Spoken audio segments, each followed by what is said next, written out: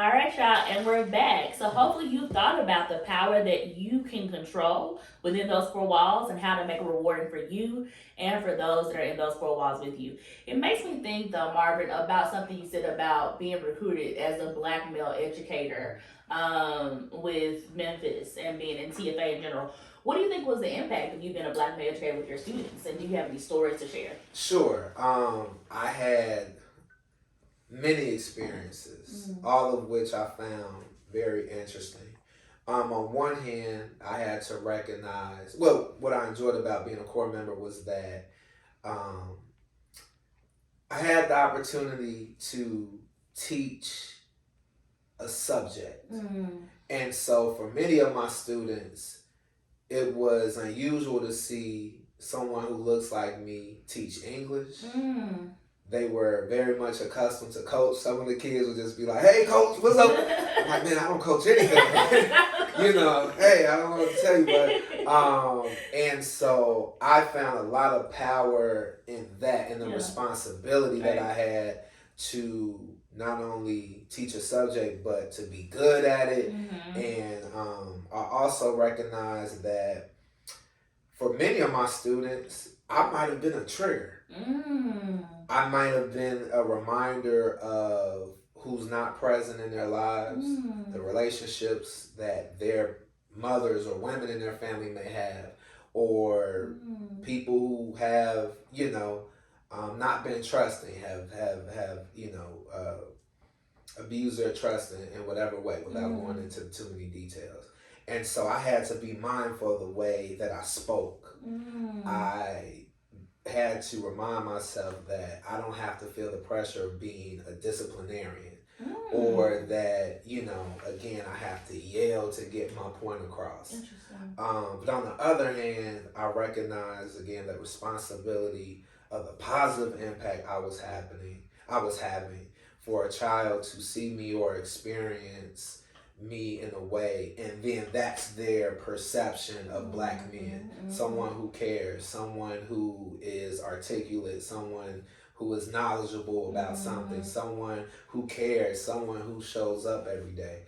So I just recognize all of those things, and just as I reflect, that's what really comes to mind. So overall, I realized the responsibility that I had because of the image that may be painted of people who look like me. And how I had, again, the power and I could control how I show up.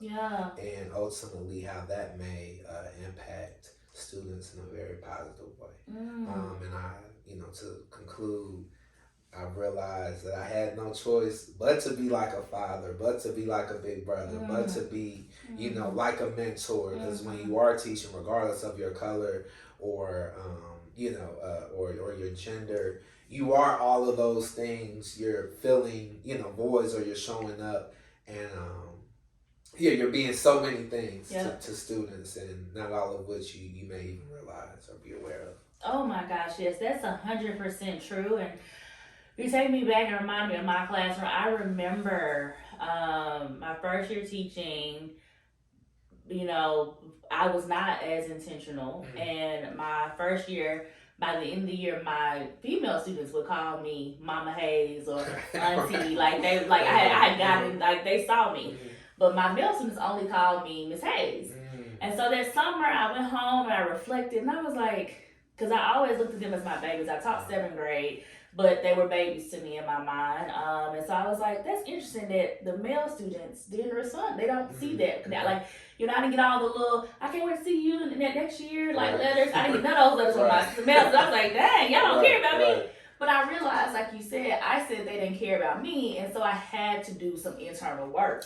And I realized that I had some biases, and I had some issues and some unhealed trauma myself, to your point about my experience growing up with males and different things. And so I was like, oh no, not on my watch. I'm not going to go in and re-traumatize or put that in somewhere else.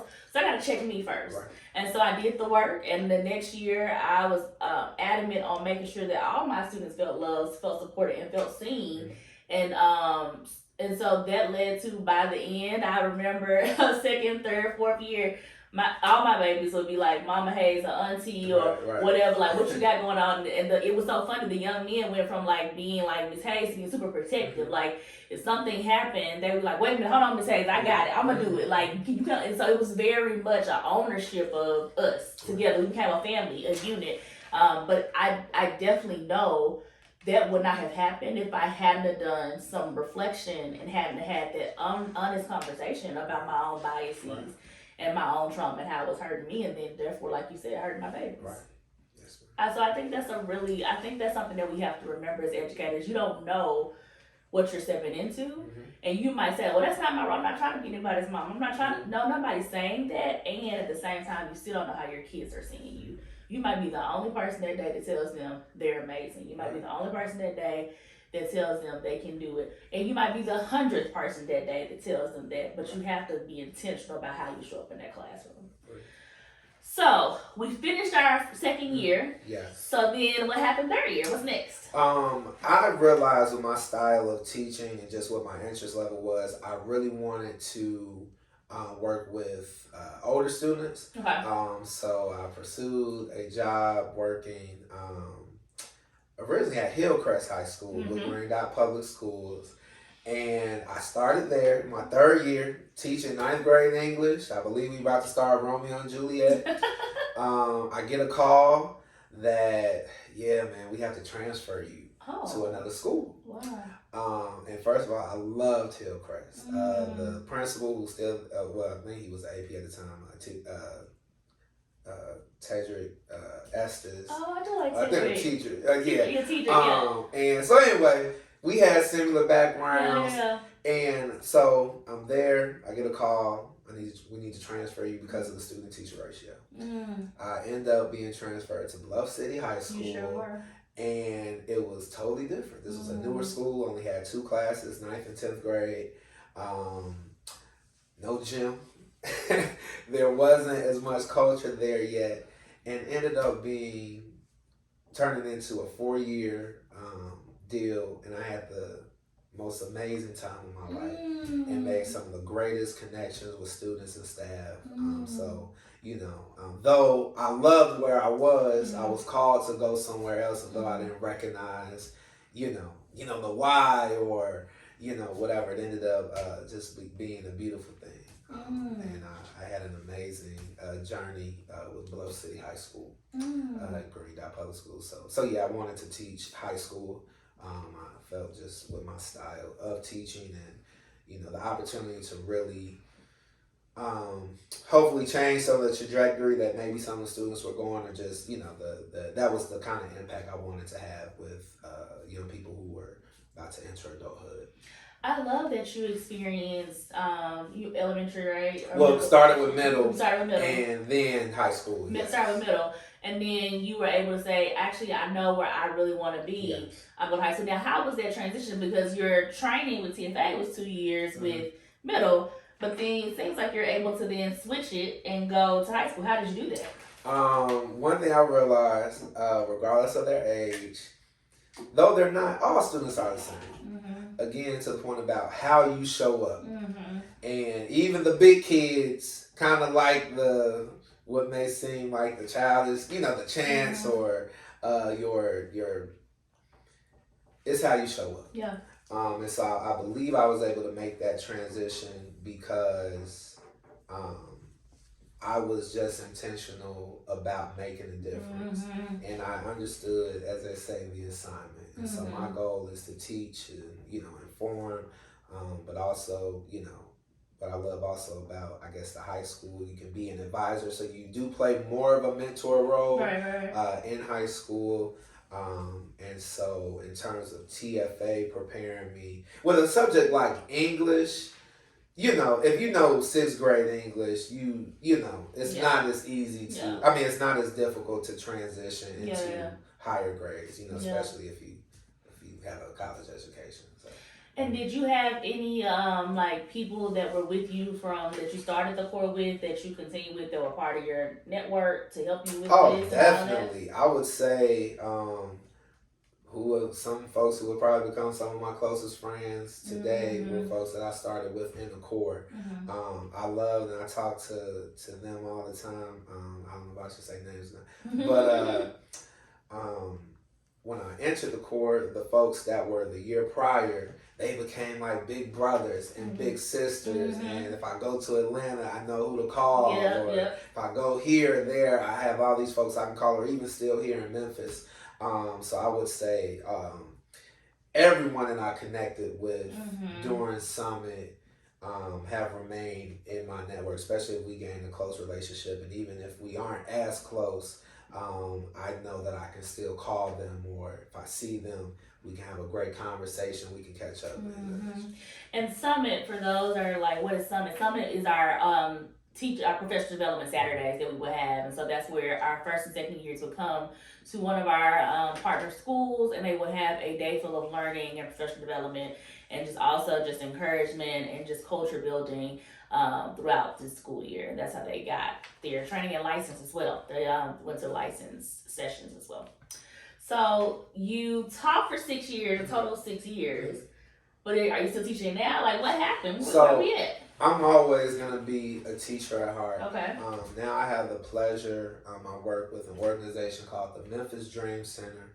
I served as a site director for our Read to Lead program at New Hope Christian Academy. Memphis Dream Center, we have a lot of different components. We have what you call Feed Memphis, where we DoorDash meals to families weekly. We have a family advocacy component where we have a site and a warehouse where we provide diapers, furniture, clothing, school uniforms, hygiene products, anything. We partner with I think it's Department of Child Protective Services, and so it's a great opportunity. Yeah, it's keeping in line with serving. And so with what I do with Read to Lead, we serve kindergarten through 6th grade. The ultimate goal is for students to fall in love with reading. So we are an extended learning program, but each classroom has 2 teachers. So part of my role is to develop the teachers, to help them facilitate the literacy component of our program. We have enrichment, which we have, we partner with other organizations, and they may be learning theater, some dealing with the arts. We have STEAM projects every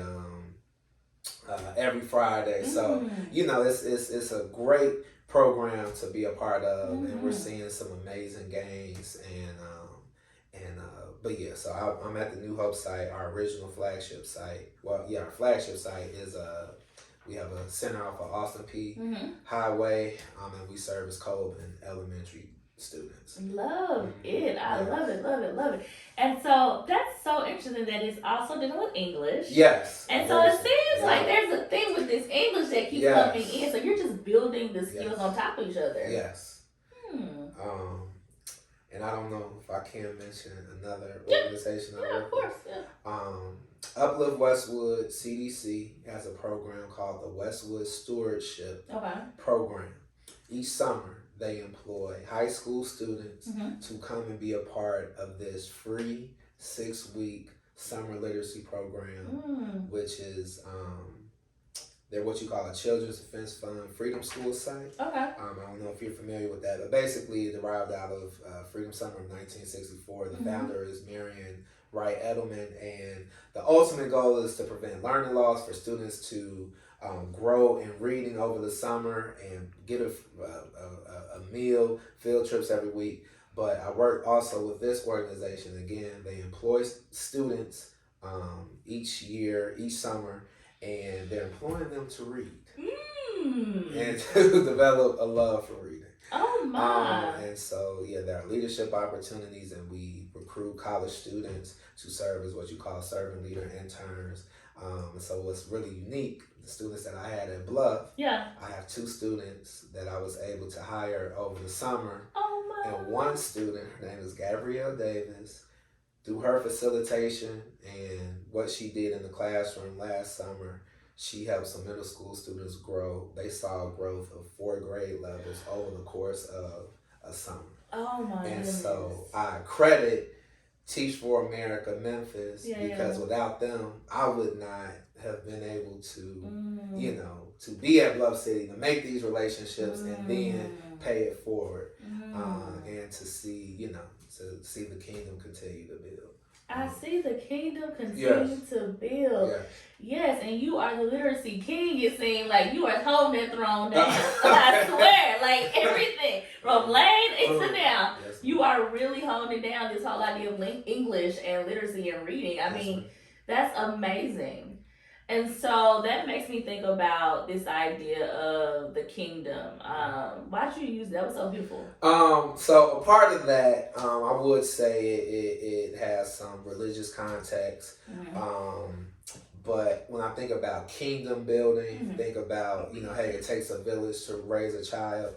And this work, all of our children are a part of this kingdom, right? And as they're growing, as they're matriculating, we're responsible for the building blocks. We're responsible for paying it forward. So yeah, I use kingdom because it's a community. You know, we're here, and to build the kingdom, for me, it just simply means to build up our children, and to continue to pour into them and put them in position to be whatever it is that they want to be, and beyond. I love that. So, did you all know that you are building a kingdom right now? And if you didn't know that, take this moment and think about what type of kingdom are you building? Who's a part of that kingdom? And just like you saw with Marvin, are you being a connector? Are you bringing people into the kingdom and letting everyone else know this is the time for you to do it? Put it in the chat. Put in that link. This is the kingdom that I'm building. I'm doing this for math. I'm doing this for literacy. I'm doing this for tech. Put that in there so we can know about those kingdoms, and then we can also connect with each other. We'll be back.